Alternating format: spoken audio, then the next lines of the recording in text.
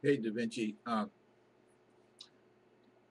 Bongiovanni here from the Kettle Pond Institute for Debt-Free Money, and I'm trying to do a video reply to your video reply to Nick's video, um, mainly because it appears that Nick doesn't post any videos. I don't know that you do, okay, but it doesn't matter because I can say a lot more in 10 minutes than I can in a bunch of 500 character replies. So, having said that, with regard to MMT, your challenge that if monetary authorities create money, then you have to have inflation and use some kind of a theoretical, either fact-based or science-based premise for it. So I want to say this: I'm not an MMTer. I read MMT. I read a lot of MMT papers, academic papers. A lot of them are available. I've owned one MMT book, and I go to Billy's blog every day and the UMKC site, and the Levy Economics Institute, but because of their idea that you need to be able to use the monetary system to meet public policy goals, such as like keeping people employed. So to me, it's one of those kind of things that I have to be interested in because I'm a monetary reformer, and they're talking about kind of what my dad used to call the priority use of the money supply. Only to me, they don't take it far enough. They jump off way early. Um, so having said that, I'm not sure that Nick is allowing video replies, so I'm replying to you. And I don't care if you post it or not. This is my reply to you. Um, I'm not an MMTer. Nick's not an MMTer. I think you understand that.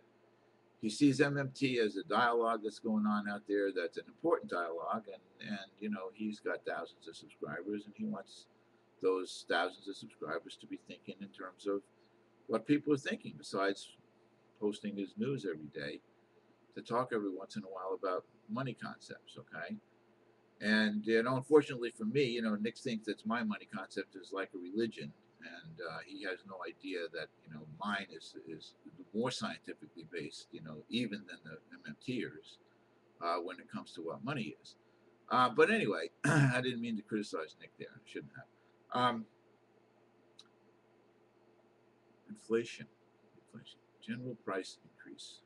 Okay, you know, uh, Friedman, said, inflation is always a monetary phenomenon. Okay, too much money chasing too few goods. You can produce too much money. Okay, now if you can produce too much money to produce inflation is an absolute truth, as true as it gets in the science of economics. Okay, especially having anything to do with money, that if there's too little money available, will cause deflation. So the fact of the matter is that when everything that we value in the economy that we spend money on, what we call goods and services in the national economy, the production and consumption of goods and services in the national economy, if that is growing, it requires money to keep growing in order to have general price stability. General price stability, not unit price stability, not whatever, general price stability. So the MMTers, the reason that they're advocating, and the reason that Krugman and the Keynesians are advocating, uh, an increase in money aggregates. That's the joke of the debt money system that Krugman and none of those Keynesians have a clue about trying to fix the problem of the debt money system. They don't have a clue about that. So they're tied to kind of some traditional things that says, well, there's not enough money in the economy to keep people employed, you know, and to keep prices from falling. Price falling, generally, unfortunately, in the things that we measure, the CPI, the price inflation is a way, it's not the right mixture of goods, of assets and goods and services. So, but it's there, and the MMTers say, well, if that's happening, then the private sector is not spending. The private sector not spending, it means the private sector is not borrowing.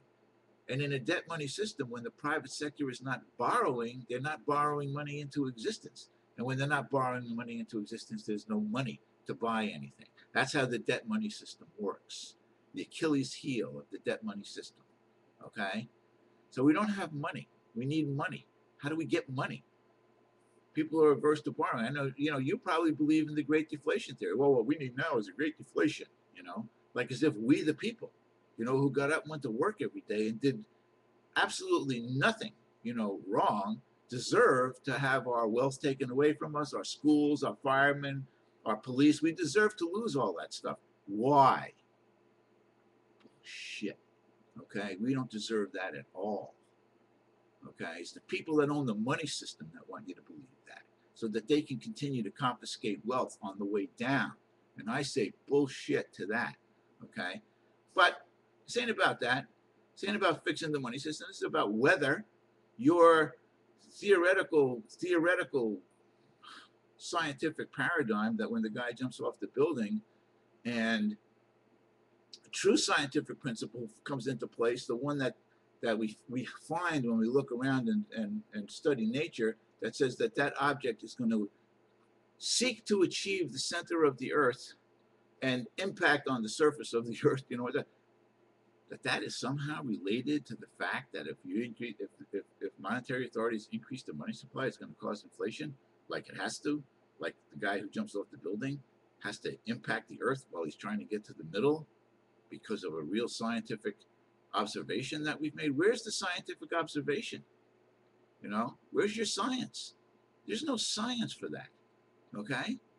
The science is that in order to have stable buying power and general price stability, we need to have an increase in money while we increase production of goods and services. So I'm sorry.